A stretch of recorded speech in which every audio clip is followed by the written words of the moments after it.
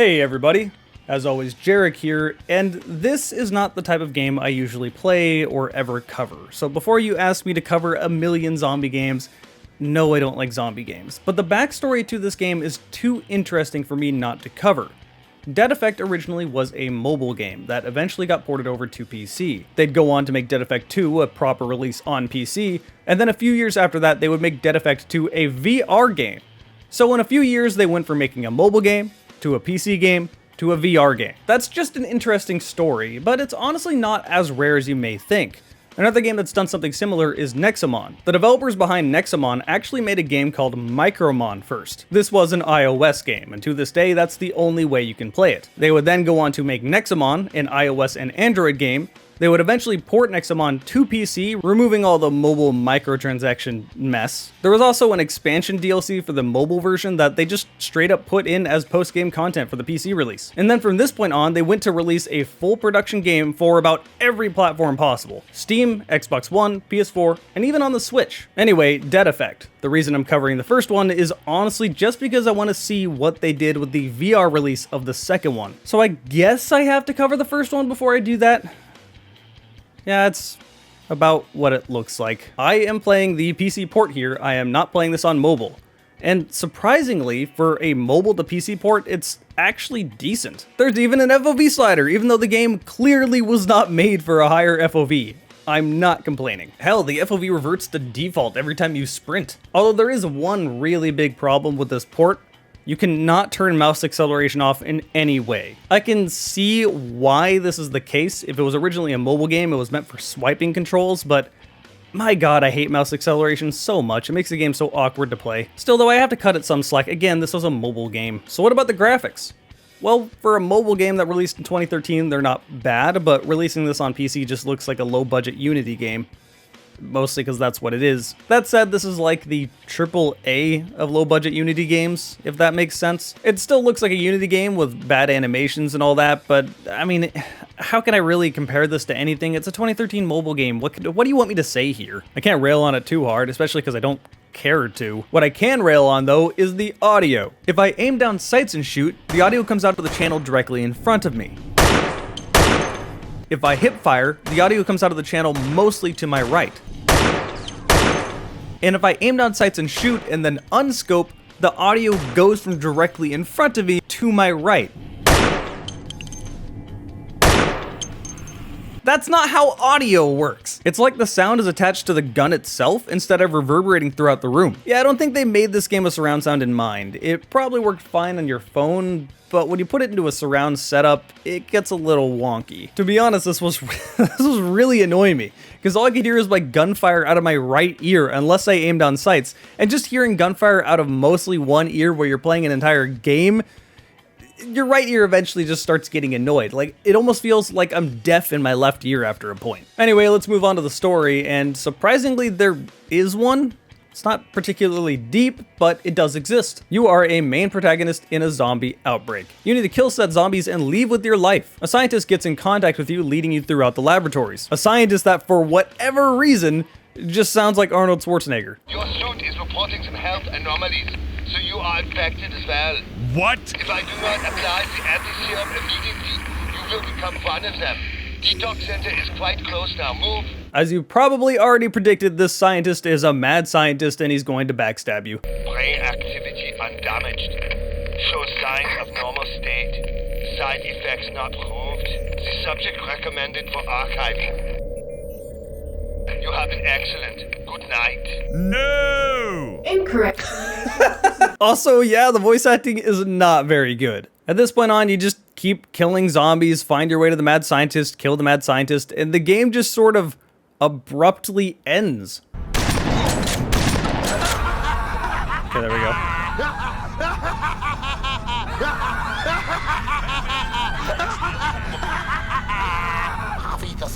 What is this? What kind of a final boss was that? Oh shit, I just killed Arnold. Congratulations, you won. Alright, well that was the end of a game. I was taking my time talking to chat and relaxing while I was playing the game, and it took me a little under 4 hours. Looking at long plays, it should really take about 3 to 3.5. So yeah, not the longest game, but again, it started as a mobile game. I really hate that I can't hate this game as hard as I want to because it's just a mobile game. Like, what was I expecting coming into this? Anyway, we can now talk about the gameplay. The game starts immediately giving you the choice between two different characters. I was immediately confused and didn't see the point of these characters because to me it just seemed like you spawned with a different loadout, but you still find different guns in the game, so do they have any differences? As it turns out, no, they don't have any differences. They're exactly the same. The only difference is the main guns you get when you first pick up your weapons. However, you get the weapons of the other character in your inventory anyway, so after that level is over, you can swap to whatever you want. Yeah, I don't know why they phrased it as these were different characters. Maybe there was something more in the mobile game, but honestly, they could have just said, are you a boy or a girl? Choose your character. So yeah, it's really just a male or a female option, which is a little odd that they tried to pass it off as a character select. Anyway, for the most part, you're just walking really slowly killing zombies. It's like other zombie games you've played before, get headshots, kill the slowly walking enemies up to you, and that's really it. I'll take this moment to explain why I hate zombie games, and hate is the correct word. I have never found them fun. 1, I already find the zombie apocalypse idea not really interesting and I don't get the appeal. But 2, and this is way more important than the first part, zombies as enemies are not engaging. They slowly walk up to you and they hit you. That's all they do. They don't force you to adapt. They don't force you to do anything else. They're boring, mostly stationary targets. The only way to make these enemies more dangerous is to throw more of them at you, which you still do the same thing. You just kite them around and shoot them until they die. They're boring, and I don't find this interesting. You might be saying, but Jarek, you love Killing Floor. That's a zombie game, you hypocrite. Yes, there are exceptions. This doesn't mean literally every zombie game is boring garbage. The reason Killing Floor is an exception is because they're not just zombies that solely walk at you. There are different enemy types. You have to prioritize one over the other. Some of them are very threatening, and you need to use proper teamwork. This forces you to adapt and keeps your mind engaged. The same thing can be said for Left 4 Dead. Even though I never truly got into it, I greatly respect it because it's a good game. They managed to make zombies interesting. Dead Effect kind of tried this, but not entirely, and I think that's because they were limited to mobile control schemes. They can't have too fast enemies or enemies that are too much of a problem when you're using a touchscreen. That said, there is some variation in the zombies, just not much. I mean, the variation mostly just boils down to, oh look, this one's bigger. You gotta shoot him a little bit more. Making an enemy a bullet sponge doesn't count as a new enemy type. They did add these imp-looking enemies, which are faster, but they didn't do much more with this. They could have made a lot more enemies like that. There's also the standard bullet type enemy that spits at you, but this is not anything new. Really, the only enemy that's going to be a threat to you are the grenaders, and fuck these enemies. These enemies are the source of every death I had in the game, and not once did I die from these enemies and think that it was a fair death. These enemies do one of two things. They throw grenades at you, which do a ton of damage, and you often don't see them coming, so you just sort of die, or they'll run up to you and explode, which is a lot easier to deal with. Here's the problem with dealing with these enemies. Your stamina recharges very slowly, so you can't sprint very much. This is made worse by the fact that if you double tap a movement key, you dodge to the left or right, which uses stamina. I hate this. It's so easy to accidentally do this. This would be useful if dodge was a button, like say spacebar instead of double tap. There's no jumping in this game either, so that's one less movement option, and space isn't attached to anything, so that would have been fine. Anyway, yeah, these enemies suck. They're annoying. I did get a lot of comments talking about the bosses were bullshit, but I didn't have a problem with any of them. One boss was a standard charging enemy that had a lot of health. You just shot him until he died.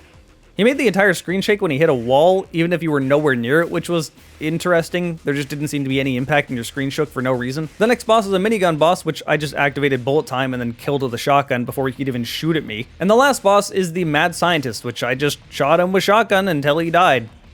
Yeah, I didn't die to any of these bosses, and I didn't think anything about them. The last one caught me off guard because it's so bizarre, but not much more can be said. Oh, also, yeah, there's bullet time. I forgot to mention that. This is a mechanic you get about halfway through the game, so you play half of the game without bullet time. It's not exactly used in the best way possible. Reloading is still very slow, doors still open very slowly. In general, it's kind of useful, but it could be a lot better. You get a way more useful ability right at the beginning of the game, though, and that's the ability to just obliterate anyone around you. It doesn't require any resources, you don't need to do anything, you just press Q and everyone around you blows up, then you wait for it to recharge. I'm totally fine with these two things being added in, otherwise it would be a bog standard Unity zombie game, and my god, it would be even more boring than it already is. You also don't get guns throughout the game. I know I said you get guns throughout the game earlier, but you only kind of do. You get guns through the in-game shop. This store is obviously here because it used to have microtransactions because it used to be a mobile game, but it's been changed in the PC version. In the PC version, this is pretty straightforward. You find credits throughout the map, and then once you store up enough, you can buy a new gun or put some money into some upgrades or whatnot. Occasionally, you also find gold in the game, which allows you to buy different things. It all means the same. You eventually get enough gold to buy a gun or an upgrade or something. To be honest, the guns were effective enough, and I never found that I needed to upgrade them. I only did because I had extra credits left over. I mostly just saved up all my credits to keep buying new guns because I wanted to see what guns were in the game. That said, the guns themselves feel fine. I mean, they feel like Unity weapons. I should probably clarify here that I don't mean Unity negatively. Unity is a great engine, but I'm specifically talking about the budget Unity store asset games here. I have a feeling you know what type of Unity I'm talking about. Again, keep in mind, Unity, great engine, awesome games have come out on it. For example, Ori and the Will of the Wisp was made on Unity. God damn, this game is beautiful. Anyway, these weapons are not much to write home about. The animations are really jank Unity animations. Some of the guns make no sense in how they function. Wait. The charging handle moves. Why? Why is the charging handle reciprocating? That's not how that works. The one thing I can say is that the SPAS 12 is clearly the best gun in the game, and the moment you can unlock it, you should just buy it and basically use nothing else. I used different weapons so I didn't die from boredom. Like, seriously, every assault rifle feels the same. Even the pistols feel the same. They managed to make a revolver feel just like a 45 blowback pistol. How do you even do that? There's no sense of power behind the revolver. Nothing sets it apart. You only got 6 shots now, so whatever. There were a few bows in the game, but I didn't get a chance to unlock them because, let's be honest, if you have the choice between a bow and a gun, what are you gonna pick? I'm gonna take the gun. There was also a minigun, but it required you to get so much gold that there was no way I was going to unlock it. So yeah, those 3 could potentially be different, but the rest all feel the same. There are energy weapons, but they feel mostly like the other weapons, except for their shots glow blue and do a little bit more damage. Ammo is also harder to find for them. So yeah, these guns are mostly the same. I do have one final rant to get out, and that is this game has one of the most annoying hacking minigames I've ever had to endure. It's like playing Find the Needle in the Haystack, but the needle is a bunch of squiggly lines, and the haystack is also a bunch of squiggly lines, and you're on a time limit. There's no punishment for failing, it's just really annoying. In fact, it doesn't really hinder the game that much. I just wanted to rant about it because I hate these things. All in all, this was probably a really good mobile game if you're into mobile games. I'm not really. I mean, it's a Unity zombie game. I don't have much more to say. What you see here is pretty much the whole game. They also have a survival mode and a biohazard mode? Okay, for a while I was really confused as to what the hell this is, but apparently this is just the survival mode, but without a time limit. Why even make them 2 different modes if one just has a time limit and one doesn't? Why not just make that an option? The real answer is they probably just wanted to advertise they had an extra mode. Whatever, this is really, really boring horde mode stuff. The only purpose for this mode is to get more credits and gold so you can unlock more guns and upgrade things. I can't imagine anyone wanting to play this for fun because it's so boring. One of the maps is literally just a Unity asset flip of a map. I've seen this in so many other bad Unity games. Yeah, this episode's gonna be a little bit shorter. In all reality, this is just to set up next week's episode where I cover the sequel, but in VR. I'm really curious to see how that plays out. I don't know if they completely butchered it. I'm kind of afraid of a mobile game making a VR game.